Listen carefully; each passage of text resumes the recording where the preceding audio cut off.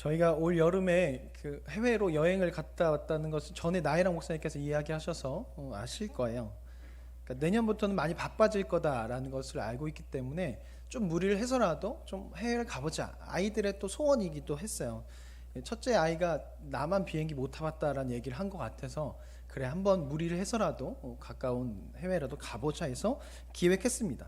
그래서 연초에 이 8월에 갈 여행을 기획을 한 거죠. 그때 하면 싸다는 얘기를 또 듣고 알아 있어서 이제 8월에 갈 여행을 1월부터 준비해서 이미 티켓팅을 다 끝냈어요. 근데 8월에 갈 거를 1월 달에 예약을 했으니까 얼마나 시간이 많이 남았겠어요. 그러다 보니까 그 6, 7개월의 시간 동안 이 두 아들이 계속 엄마한테 말하는 거죠. 엄마, 며칠 남았어? 며칠 남았어? 며칠 남았어? 계속 6, 7개월 동안 물어보는 거예요. 그러다 날짜가 이제 점점 줄어드니까 이제 며칠 남았네? 며칠 남았네? 라고 그렇게 이야기하는 거죠. 6, 7개월의 시간 동안 계속 그날만을 기다리고 있는 거예요. 그 나라를 갈 것을 기다리고 있는 거죠. 기분 나쁜 일이 있어도 그때 갈 거잖아 라는 이야기를 하고 생각하면 갑자기 기분 나쁜 것이 풀릴 때도 있었어요. 그만큼 너무나 기다려지는 곳이고 기다려지는 날이고 기다려지는 나라였다는 것이죠. 드디어 그 시간이 6, 7개월 시간이 끝나고 이제 드디어 그날에 대해서 공항으로 출발을 했습니다. 6개월 동안 설레임으로 기다렸잖아요. 얼마나 좋겠어요. 그래서 설레임으로 공항에 도착했습니다. 근데 이미 나영 목사님께서 전에 한번 이야기를 해서 얼마나 이 여행이 우여곡절이 많았는지 들으셨는데 한 번 더 이야기를 좀 하면, 이제 저의 관점에서 이야기를 좀 하면, 해외여행을 거의 가본 적이 없어요. 그러다 보니까 여권 만료일이 6개월 이상이 남아야 한다는 것을 몰랐던 거죠. 근데 이제 그 과정에서 나는 여권 만료일 아직 많이 남았어. 아직 5개월 이상이 남았어. 근데 난 여권을 안 만들어도 돼. 근데 아내는 이미 만료가 이미 끝났고 두 아들은 여권이 없어요. 그러니까 어떻게 돼요? 사진을 찍어야 돼요. 그리고 여권을 만들어야 돼. 너무 귀찮은 거죠. 저는 좋아했어요. 나는 여권 안 만들어도 돼. 야, 귀찮은 게 하나도 없는 거죠. 근데 아내는 자전거 타고 사진 찍고 잘못 찍어서 또 다른 데 가서 찍고 또 여권 갔다가 이 사진 안 돼요. 그래서 다시 또 찍고 막 그래가지고 엄청난 귀찮음을 반복했죠. 하지만 저는 웃고 있었습니다. 왜? 나는 여권이 있으니까. 그런데 그렇게 하고 공항에 도착해서 티켓팅을 하는데 저희가 저가 항공을 사용하다 보니까 뭐 해야 할 게 너무 많아요. 그러니까 비싼 데는 비싼 이유가 있어요. 그들이 알아서 해주는 거죠. 싼 데는 우리가 해야 돼요. 그 우리가 하다 보니까 좀 시간이 걸리고 뭐 영어로 하고 어플 들어가서 뭐 하고 뭐 하다 보니까 좀 짜증이 나 있는 상태였는데 다 끝나고 이제 티켓팅을 하는데 거기서 저한테 약간 화를 내는 거예요. 아니 여권 6개월도 안 남았어. 근데 그걸 갖고 왔어. 이런 식으로 얘기하는 거죠. 저는 당황 왜 안 된다는 거예요. 원래 이러면 안 된대요. 6개월 이상이 남아야 해외로 나갈 수 있대요. 전혀 모르는 거죠. 그래서 어쩔 수 없이 저희 아내와 두 아들만 티켓팅을 해서 이제 가게 되는 거죠. 2시간 정도도 안 남았었어요. 아내는 복대를 차고 있었죠. 허리가 너무 안 좋은 상태에서. 그래서 저만 남겨지고 아내랑 두 아들만 가야 하는 상황이었어요. 너무나 화가 나고 막 짜증나고 6, 7개월 동안 이때를 기억하고 있었는데 저희가 가고자 하는 것이 10년 전에 10주년을 기념해서 신혼여행 때 갔던 호텔을 예약했거든요. 그래서 그때를 생각하면서 이렇게 하고 있는데 저만 못 가게 되니까 너무나 화가 나고 짜증나는 거죠. 도대체 나에게 왜 이런 일이 생기는 거야? 설교 시간에 고난이 닥쳐올 거다. 이런 이야기를 해서 나에게 고난이 찾아왔나? 이런 생각을 막 하고 있고 혼자서 짜증나서 긴급 여권 만들어서 다음날 출발해야 되니까 혼자서 막 짜증이 엄청 가득한 상태로 증명사진 찍고 있는데 전화가 왔어요. 아내한테. 세부에서 들어와도 된다고 허락했다고.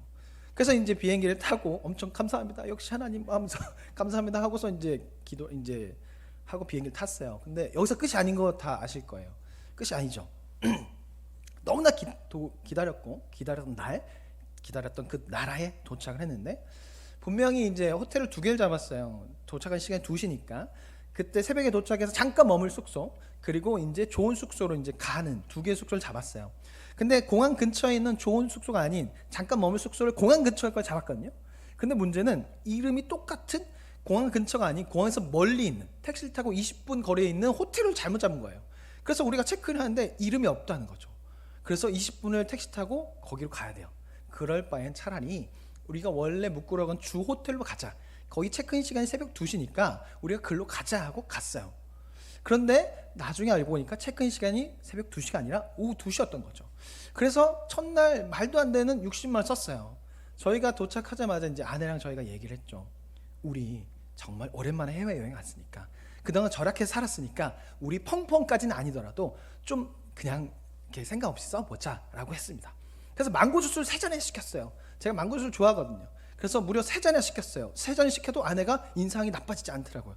왜냐하면 그렇게 하기로 했으니까. 망고 주스가 한국 돈 한 8,000원 정도 했었는데 3잔을 먹고 피자도 먹고 싶은 대로 막 시켜서 이제 먹었죠. 기분 좋게. 근데 이제 밤에 아내가 찾아와서 약간 심각한 얼굴로 첫날 60만 원을 그냥 썼다는 거예요. 체크인 시간에 잘못해서. 이제 그때부터 이제 저희가 조금씩 재정을 아껴 쓰면서 시작했는데, 거기서 끝이 아니라 분명히 핸드폰 방수되는 방수 케이스를 샀어요. 그래서 그거를 들고, 동남아는 바다가 너무 이쁘잖아요. 그래서 그 바다를 찍기 위해서 케이스를 끼고 삼각대를 끼고 셀카봉 들고 물에 들어갔다 하고 나왔는데 핸드폰에 물이 들어가 있네. 그러면서 점점 핸드폰이 하더니 꺼져 버렸어요. 그러면서 터치를 안 했는데 자동적으로 막 터치해서 카톡에 막 글 남기고 이런 일들이 막 벌어졌죠. 그래서 핸드폰이 망가졌습니다. 그리고 첫째 아들은 비행기에 핸드폰을 두고 와서 자신의 아이템과 레벨이 다 날아갔다고 혼자 호텔 침대에서 막 울고 있습니다. 여기서 끝이 아니었어요. 저의 새끼 발가락이 터져버렸습니다. 바다에서 수영하는다가 발로 이렇게 탁 찼는데 그 바위에 제 발이 부딪히면서 터지면서 찢어졌어요. 그래서 피가 엄청나게 나면서 이제 그 필리핀 사람이 영어로 뭐라고 얘기했는데 하여튼 엄청 커요. 상처가 크다. 막 빅 막 이렇게 하면서 크게 다쳤다고 해서 그거 돈으로 한 3, 4만 썼던 것 같아요. 호텔에서. 바다를 보러 갔습니다. 발가락 다쳐서 3일 동안 바다를 못 들어갔어요. 수영장에도 못 들어갔고 뭐 거의 아무것도 할 수 없었죠. 이 외에도 엄청나게 많은 일들을 좀 겪었습니다. 그래서 그랬어요. 우리 주제 무슨 해외여행이냐, 그냥 장봉도나 가자. 그렇다고 장봉도가 나쁘다는 건 아니고, 서해에 자주 낚시하러 가는 장봉도가 있는데 우리는 거기가 딱 맞아. 그래서 거기나 가자라고 그렇게 이야기한 기억이 있습니다. 분명히 너무나 기다렸거든요. 너무나 설레었던 것이거든요. 그래서 그날에 도착했거든요. 근데 그 여정이 쉽지 않았어요. 너무나 힘들었습니다. 오늘 왜 이런 이야기를 시작하냐면, 오늘 나오는 말씀이, 마리아의 삶이, 그리고 많은 믿음의 조상들의 삶이 그렇습니다. 하나님의 말씀을 받았지만 그 나라를 기다리지만 그 나라에 갈 때까지 참 힘들고 어려운 일들이 계속 된다는 거예요. 오늘 우리가 읽은 말씀은 우리가 너무나 잘 알고 있는 마리아의 수태고지 사건입니다. 즉 마리아에게 너에게 아이가 있을 거야, 임신할 거야 라는 것을 나타내주는 사건인데요. 근데 이 사건이 있기 전에 그 앞에 이와 비슷한 사건이 나오는데, 바로 사가랴, 이스라엘 대제사장 사가랴에게 천사 가브리엘이 나와서 이야기하는 거예요. 너희 아내 엘리사벳이 임신할 거야, 아이를 갖게 될 거야 라는 말을 듣게 됩니다. 상황이 이렇습니다. 1장 5절에 보면 우리가 읽지 않았지만 사가랴와 엘리사벳에 대한 소개가 있어요. 사가랴는 제사장이었고, 그리고 엘리사벳은 아론의 후손이었습니다. 즉 둘 다 명문 있는, 가문 있는 제사장 가문이라는 것이죠. 그리고 6절 말씀에 보면 두 사람 모두 다 하나님 앞에 의인이었고 주의 모든 계명대로 규례대로 흠이 없이 행하였다고 말해요. 당시의 제사장은요, 유대인의 여러 신분 중에서 가장 꼭대기에 있는 신분을 가지고 있는 사람이에요. 그러니까 엄청나게 높은 사람이죠.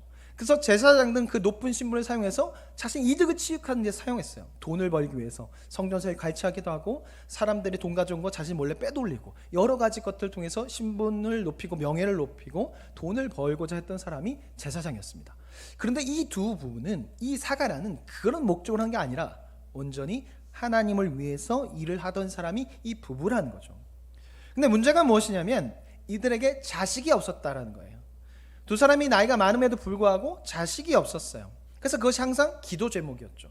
그래서 그것으로 인해서 어려움을 겪고 있었어요. 그러던 어느 날 이제 사가랴가 대제사장이 되어서 성소에 들어가는 차례가 된 것이죠. 지성소 앞에 분향단에 향을 드리는 차례가 되어서 분향단 앞에서 향을 드리고 있는데, 그때 갑자기 주의 천사, 주의 사자가 나타나게 됩니다. 그리고 사가랴에게 말을 하죠. 너에게 자식이 생길 거다. 너희 아내가 아이를 임신하게 될 것이다 라는 말을 듣게 됩니다. 그리고 아들의 이름이 무엇으로 하고 그 아들이 무엇을 할 것이고 그 아들은 하나님의 부르심에 따라 그 명령을 따라 살아가게 될 것이다. 너희 아들을 통해 하나님의 뜻을 이룰 것이다 라는 말을 하게 됩니다. 그것을 들어요. 그런데 그 사가랴의 반응이 조금은 이상합니다. 18절 말씀 화면을 통해서 같이 한번 읽어보겠습니다. 자, 18절. 자, 시작.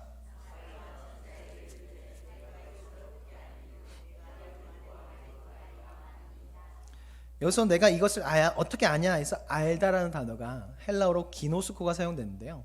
이 기노스코라는 말은 경험하여 알다, 체험하여 알다, 친밀한 관계를 통해서 알다라는 의미를 가지고 있습니다. 그래서 이 기노스코는 부부 사이 성적인 관계를 맺을 때도 이 단어가 사용해요. 그만큼 친밀한 관계를 통해서 알게 될 때 이 말을 사용하는데요. 근데 이 사람이 이것을 이제 사가랴가 알지 못한다고 말하는 것은 뭐냐면, 내가 오늘 당신 처음 봤는데 당신하고 관계도 없고 친밀함도 없는데 어떻게 당신이 하는 말을 내가 믿을 수 있겠습니까? 라고 그렇게 말하는 거예요. 그리고 이 말 다음에 뭐라고 나오냐면, 나도 늙었고 아내도 나이가 많습니다 라고 말하는 건 당신이 하는 말 내가 믿지 못하겠습니다 라고 말하는 거죠. 그런데 지금 사가랴가 어디 있어요? 지성소 바로 앞에 분향단에 있습니다. 분향단, 그리고 그 앞에 지성소는 하나님께서 임재하신다는 그 장소예요.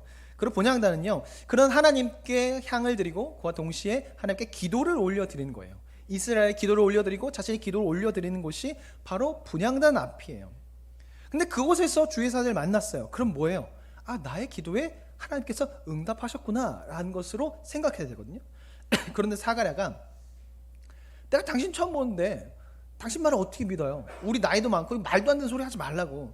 왜 이렇게 말이 안 되는 소리 합니까? 나 당신 처음 봐요. 그러니까 믿을 수가 없어요 라고 이야기하는 거죠. 근데 너무나 웃긴 거는 그동안 사가랴와 엘리사벳 부부가 아이를 놓고 기도했어요. 1장 13절을 보면, 화면은 없지만 1장 13절을 보면 천사가 그에게 이르되 너의 간구함이 들린지라 라고 나옵니다. 이 말은 뭐예요? 지금까지 이 부부가 아이를 두고 계속적으로 기도했다는 거예요. 그리고 좀 전까지도 분향단 앞에서 하나님께 자신의 자녀를 두고 자녀를 위해서, 임신을 위해서 기도하고 있었다는 거죠.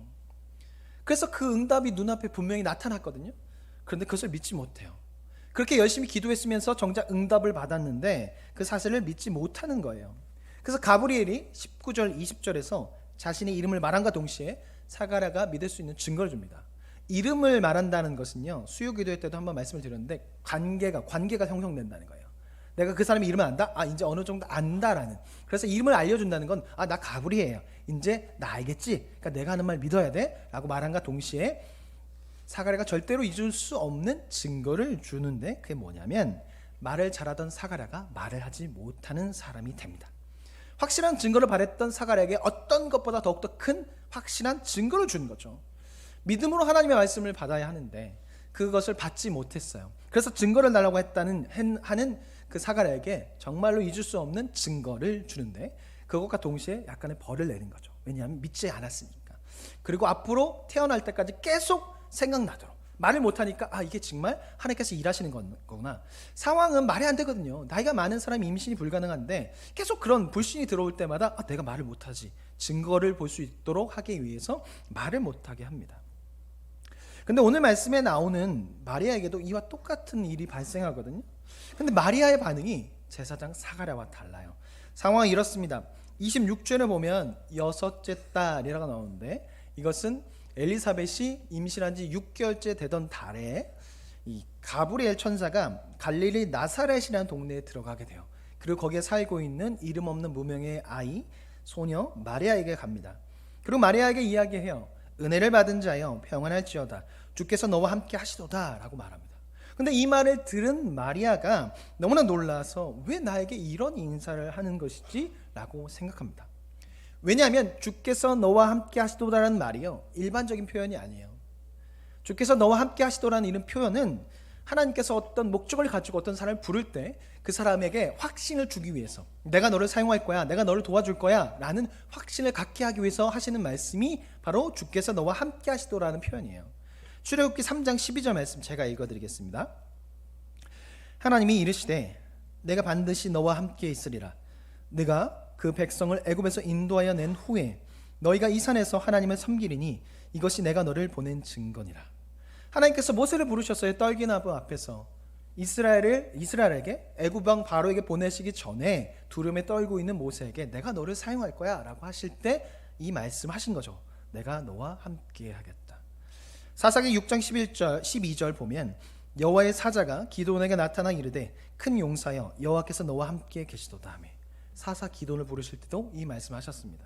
예레미야 1장 8절 너는 그들 때문에 두려워하지 말라. 내가 너와 함께하여 너를 구원하리라. 나 여호와의 말이니라 하시고, 예레미야를 부르실 때도 이 말씀하셨어요. 즉 유대인들이 정말 너무나 존경하고 하나님 다음으로 생각하는 모세를 부르실 때도 이 말씀하셨고, 그리고 사사 기드온도 높이 사는데 사사 기드온을 부르실 때도 이 말씀하셨고, 그리고 예레미야를 부르실 때도 이 말씀하셨어요. 근데 그 말씀을 자신에게 하니까 마리아가 도저히 이해가 안 되는 거예요. 왜냐하면 자신은 아무것도 아니거든요.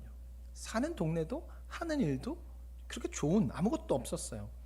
나사렛이라고 하지 않고 갈릴리 나사렛이라고 하는 이유는 뭐냐면 사람들이 나사렛이 어딘지 몰라요. 근데 갈릴리는 어딘지 알죠? 유대 땅은 남쪽, 갈릴리 땅은 북쪽에 있으니까 북쪽 어딘가에 있는 곳이 나사렛이구나. 그래서 갈릴리 나사렛이라고 부르는 거죠. 혹시 여러분 무촌리 어딘지 아세요? 무촌리? 저희 고향인데요. 이천시 부바로 무촌리. 참 이름이 촌자가 들어가서 진짜 촌이긴 하고 죽당리도 있습니다. 저 옆 동네 죽당리인데 그 옆 동네 산촌리. 무촌리 하면 모르시지만 이천시 부바로 무촌리 하면 어디인지 알겠죠. 왜냐하면 쌀이 유명한 이천, 도자기 유명한 이천이니까 이천시 부바로 무촌리 하면 이천 어디엔가 있는 동네구나라고 아시겠죠. 마찬가지로 나사렛은 몰라요. 근데 갈릴리 나사렛 하면 갈릴리 어디 있는 하나의 시골이구나라는 것을 알게 되는 거죠. 근데 그만큼 이 나사렛이라는 동네가 너무나 시골이었어요. 그리고 자신은 너무나 어려요. 그리고 단지 결혼을 준비하고는 그냥 하나의 아이 소녀예요. 당시에는 여성의 인권이 보장되지 않았습니다. 그냥 남편의 소유물인 거죠. 그렇기 때문에 남편을 위해서 준비하고 있는데, 약혼자를 위해서 준비하고 있는데 갑자기 그런 여성인 자신에게 하나님께서 너를 통해서 꿈을 꾸고 계시다, 너를 통해서 하나님이 일을 하실 것이다 라고 말씀을 하시니까 이거 이해가 안 되는 거죠. 너무나 놀라운 거죠.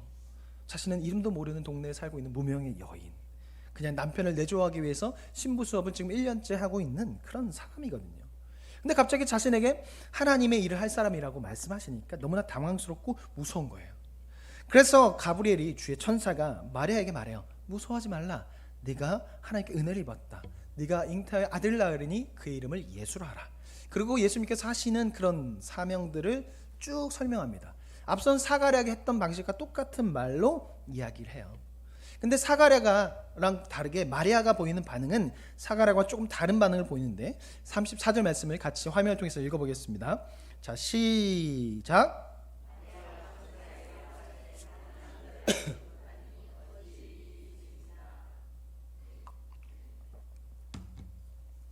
마리아도 역시 질문합니다. 그런데 사가랴가 보였던 반응과 좀 달라요.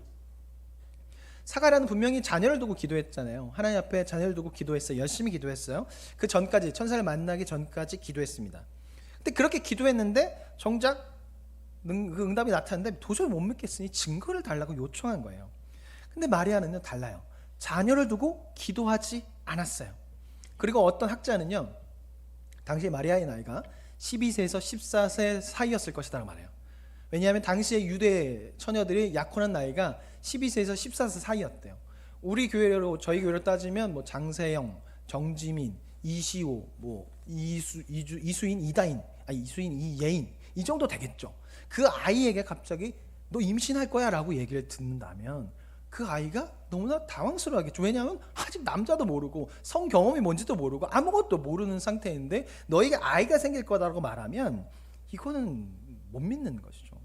그래서 34절 반응이 이런 거예요. 나는 아직 남자를 알지도 못해요. 남자와 성경험을 하지도 않고 나의 약혼자 요셉하고 그런 성관계를 맺지 않았어요. 근데 어떻게 아이가 생기겠습니까? 라고 물어보는 거예요.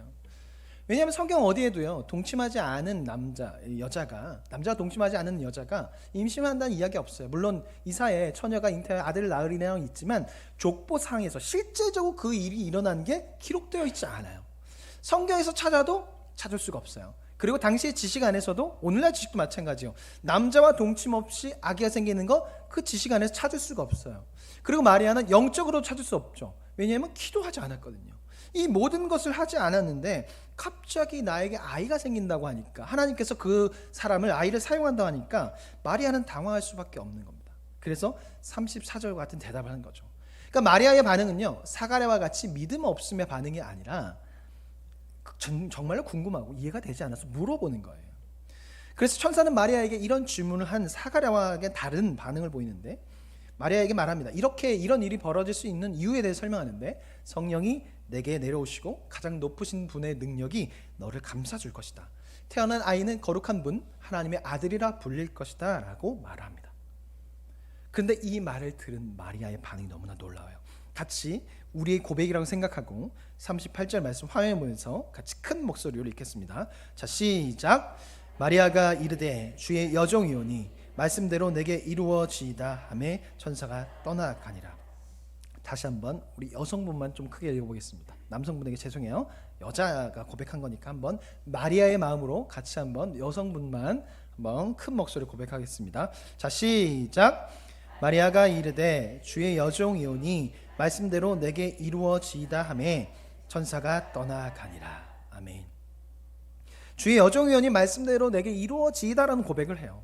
너무나 놀라운 거죠. 왜냐하면 이해가 되지 않거든요. 이해할 수 없는 상황이거든요. 근데 마리아가 그것을 받아들여요. 이 말씀이 이루어질 거라고, 하나님께서 나를 통해서 너를 사용하실 거란 그 말씀이 이루어질 거라는 것을 믿고 받아들여요. 받아들이기 쉽지 않은 상황인데 그 말씀을 받아들여요. 그렇게 하겠다는 거죠. 우리가 오늘 말씀을 통해서 배워야 할 그 첫 번째는 바로 이것입니다. 마리아와 같이 말씀을 있는 그대로 받아들이고 그것을 믿어야 하는 거죠. 하나님의 말씀을 믿어야 합니다. 그리고 그 말씀이 이루어질 것을 믿음으로 받아들여야 돼요. 하나님께서 나를 선택하셨고 나를 사용하실 거라는 것을 믿어야 돼요. 그래서 하나님께서 오늘 이 자리에 부르셨고 남북교회로 부르셨고 남북교회 안에서 나를 사용하셨고 나를 사용하실 거라는 것을 믿으며 살아가야 하는 것이죠. 그런데 그 말씀, 나에게 주셨던 그 말씀이 이해가 되지 않을 수 있고 나의 상황과 맞지 않을 수도 있습니다. 그러나 하나님께서 마음을 주셨다면, 우리 마음에 주신 마음이 있다면 그렇게 살아갈 수 있도록, 그 말씀대로 살아갈 수 있도록 인도해 주신다는 거죠. 그 말씀을 주셨다면, 마음을 주셨다면 그 마음을 따라 살아가면 돼요. 그럼 하나님께서 인도해 주신다는 거죠. 하나의 마지막을 보내고 있습니다. 한 해를 돌아보면, 이 시점에 한 해를 돌아보면 하나님께서 우리에게 주신 마음이 있어요. 뭐 연초나 아니면 중간중간에 또 삶을 살아가다가 하나님께서 주신 마음이 있을 겁니다. 교회를 향한 마음, 그리고 여러 가지 삶을 향한 마음을 주신 것이 있어요. 어떤 분은 어떤 부서에서 봉사할 것에 대한 마음을 주셨거나, 어떤 분은 작정기도, 어떤 분은 뭐 필사, 통독, 어떤 분은 작정헌금, 다양한 마음을 주셔서 내가 무엇을 해야지, 무엇을 하고 싶다라는 마음을 받은 것이 있을 거예요. 그것을 한번 생각해 보십시오. 그 마음을, 그리고 그 생각을 한번 생각해 보십시오. 그리고 그것을 따라가 보십시오. 지금 그것을 생각하고 있다면 상황과 맞지 않다고 생각했어. 그 말씀을 받았고 그 마음을 받았는데 내 상황이 여의치 않다고 생각해서 그것을 그냥 아닌가 보다 하고 넘어간 것이 있을 거예요. 근데 실은 그렇게 주신 마음은요, 하나님께 주신 거예요. 상황을 이길 수 있는 하나님을 바라볼 수 있도록 그렇게 하신 거예요. 그래서 그 상황을 넘어갈 수 있도록, 넘길 수 있도록 믿음을 주시기 위해서 그렇게 하신 거란 거죠. 만약에 마음을 주시지 않아도 되는 거였다면 마음을 안 주시겠죠. 여러분 밥을 먹을 때 나는 오늘 콩 반찬을 먹을까요? 계란말이를 먹을까요? 이걸 물어보고 먹지 않잖아요. 옷을 입을 때 물어보지 않잖아요. 왜? 너무나 당연한 거니까, 너무나 쉬운 거니까. 무언가 그냥 할 때 그냥 해요. 왜냐하면 그거는 어려운 게 아니니까.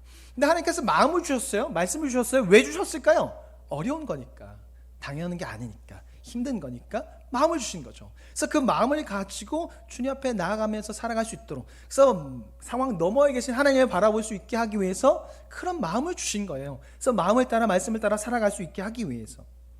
마리아에게 주신 말씀도 말도 안 되는 상황이었고 마리아가 감당하기 어려운 거였어요. 결혼하지 않은 처녀에게 임신이라는 것은요, 축복보다는 고통이 될 수 있고 수치가 될 수 있습니다. 큰 문제가 될 수 있는 거죠. 마리아에게 이제 헤쳐나갈 것이 너무나 많았어요. 그럼에도 마리아는 아멘하고 그 말씀을 따라갔습니다. 우리도 마찬가지예요. 하나님께서 우리에게 주신 마음이 있습니다. 말씀이 있습니다. 근데 그것을 따라가다 보면 순탄하지 않을 것을 알고 순탄하지 않고 또 큰 문제가 발생할 수 있습니다. 근데 그때 우리가 할 건 무엇일까요? 상황을 보는 것이 아니라 말씀을 따라가는 거예요. 상황을 바라보는 것보다 그 말씀을 주신, 그 마음을 주신 하나님을 바라보며 나아가는 거죠. 좀 전에 말씀드린 것처럼 상황이 쉽다면 마음을 주시지 않아요. 말씀을 주시지 않아요. 그냥 하면 돼요. 근데 그게 아니니까 말씀을 주시고 마음을 주시는 거죠. 우리에게 주신 마음이 있다면, 말씀이 있다면 상황을 보는 것이 아니라 말씀을 보셔야 해요. 하나님을 보시고 나아가셔야 합니다. 그러면 그 말씀을 따라 살아가면 하나님께서 형통케 하시는 하나님을 만나게 함을 통해서 인도함을 보게 될 것이고, 그것을 통해서 우리의 믿음이 한 단계 더 성장하게 될 것입니다. 또한 우리가 믿어야 할 중요한 말씀이 하나 또 있는데요, 그것은 바로 예수님께서 다시 오실 거라는 거예요. 예수님께서 주의 말씀대로 하나님의 때에 다시 오실 거예요. 마리아는 그것을 지금 믿고 준비했습니다. 이제 예수님께서 자신의 뱃속에 들어오고 이제 준비하죠. 아이를 이제 임신하게 되니까 어떻게 키워야 할지, 그리고 앞으로 자신의 아들을 메시아로서 받아들일 준비를 해야 합니다.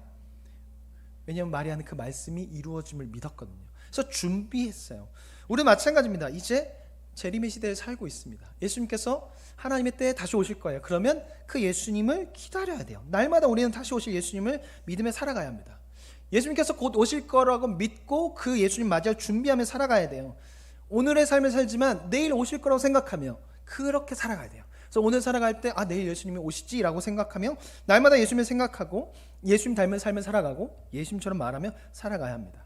그래서 예수님께서 오셨을 때 잘했다 충성된 종아 라는 말을 들을 수 있어야 하는 거죠. 다시 오실 예수님 만날 생각에 기쁘고 기대하며 기다려야 하는 거예요. 그리고 그렇게 드리는 예배가 내일 드리는 크리스마스 예배입니다. 예수님께서 오신 것을 기뻐하며 감사함으로 드리는 예배가 크리스마스 예배예요. 그와 동시에 이제 다시 오실 예수님을 기다리며 준비하며 기쁨으로 드린 예배가 바로 크리스마스입니다. 그래서 우리는 예수님을 기다리며 설레이는 마음으로 내일 크리스마스 예배를 기다리며 준비하고 드려야 합니다. 사랑하는 남북교회 성도 여러분, 어떠십니까? 예수님이 기다려지십니까? 예수님께서 다시 오심을 믿으십니까? 그 믿음이 있을 때 우리는 크리스마스가 즐겁고 크리스마스가 감사하고 기다려질 겁니다. 그리고 그런 마음으로 내일 크리스마스 예배를 드려야 돼요. 그러기 위해서는 남은 하루 동안 기도해야겠죠. 하나님, 기다려지는 마음이 생길 수 있도록, 기쁜 마음이, 설레는 마음이, 그래서 내일 예배가 정말 예수님을 기뻐하는 마음으로 드릴 수 있도록 주님 도와달라고 마음을 구해야 됩니다. 지금 칸타타를 준비하시는 분들은 참 마음이 힘드실 거예요. 크리스마스인데 빨리 끝났으면 좋겠다는 생각이 될 수 있고, 칸타타 빨리 끝났으면 좋겠다는 생각하시는 분들이 있을 거예요. 일부 예배 때는 교육부서분들이 드렸기 때문에 그분들 마음도 마찬가지일 겁니다. 여러 가지 막 힘든 거 있고 생각한 대로 되지 않고 막 무언극 하는데 어제 막 연습하는데 막 그림자가 한 개가 생기는데 막 세 개가 생기고 막 그림자가 요만했는데 이만하고 막 그래서 어제 막 10시 넘어서까지 하는데 막 전도사님 마음 어려워하고 또 선생님들도 마음 어려워하고 막 애들을 지도한다는 게 참 쉽지 않아요. 마음을 받아야 되는데 안 받아요. 왜 해야 돼요? 그럼 설명하기가 참 그래요. 주님을 위해서인데 하고 싶지 않은데요? 이런. 그러니까 크리스마스가 내일인데 빨리 끝났으면 좋겠다 이런 생각으로 보낼 수가 있어요. 여기 계신 분들도 아마 그러실 수도 있을 텐데 하루가 남았거든요. 기도해야 됩니다. 그것을 놓고 내가 준비한 거 정말 하나님께 예수님께 보여드린다는 마음을 가지고 정말 내일의 예배가 기쁨의 예배가 될 수 있도록, 그래서 우리가 하는 그 드리는 공연이 정말 하나님께서 기쁘게 받으실 거라는 생각을 가지고 잘 준비해서 내일 크리스마스 예배가 정말 기쁨의 예배, 감사 예배가 될 수 있도록 기도해야 할 것입니다. 분명히 하나님께서 우리의 기도에 응답하시고 내일 예배 가운데 희망과 또 희망이 넘치고 은혜가 넘치는 예배가 될 거라고 생각합니다. 우리 마지막으로 약속의 말씀을 받은 자 그리고 말씀을 따라 살아가는 자의 삶에 대해서 이야기하고 마치려고 하는데, 우리가 약속의 말씀을 받았어요. 그리고 주신 마음을 가지고 살아갈 때 주시는 큰 복이 있습니다. 그 복이 무엇이냐면 하나님께서 나에게 약속하셨던 그 말씀이 이루어짐을 눈으로 보게 되는 거죠. 그 말씀을 따라 살아갈 때 보게 되면 희망이 생기겠죠. 왜냐하면 내 눈으로 하나님이 일하심을 보게 되니까. 그래서 희망이 생기고 감사함이 생기고 더 큰 믿음이 생겨나게 됩니다. 근데 그와 동시에 처음에 제가 얘기했던 것처럼 고난이 찾아올 수 있고 고통이 찾아올 수 있고 어려움이 찾아올 수 있습니다. 마리아가 그래요. 30절 말씀을 보면 하나님께서 은혜를 입었다라고, 하나님께 은혜를 입었다라고 말하고 처녀에게 아이가 생겼다고 말해요. 처녀에게 아이가 생긴 것이 과연 축복일까요? 오늘날에는 뭐 축복을 받는다고 그렇게 이야기하지만 그보다 질타와 책망이 많이 있습니다. 그래서 두려워하고 임신을 하게 되면 낙태를 결정하게 되고 결국 큰 근심에 빠지게 됩니다. 오늘날에도 이런데 당시에는 더 그렇겠죠. 마리아가 약혼을 했지만 성관계를 하지 못해요. 그래서 결혼할 때까지 그것을 하지 못합니다. 근데 약혼한 여인이 임신을 한다? 이거는 불륜을 저지르는 것이죠. 문제가 발생합니다. 파혼을 당해야 하는 거예요. 근데 지금 마리아가 그것을 당장 해결해야 돼요. 약속의 말씀을 받았습니다. 근데 그것을 믿고 살아가야 하는데 가장 첫 번째 해결할 게 뭐예요? 자신의 임신 사실을 남편 될 요셉에게 말해야 돼요. 요셉이 믿을까요?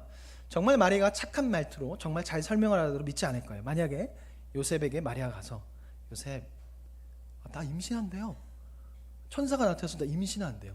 이제 내 배가 조금씩 불러올 거거든요. 그래도 놀라지 마세요. 이건 하나님의 보내신 그 성령으로 임신한 거예요. 그러니까 놀라지 마세요 라고 이야기한다. 요셉이 어떨까요?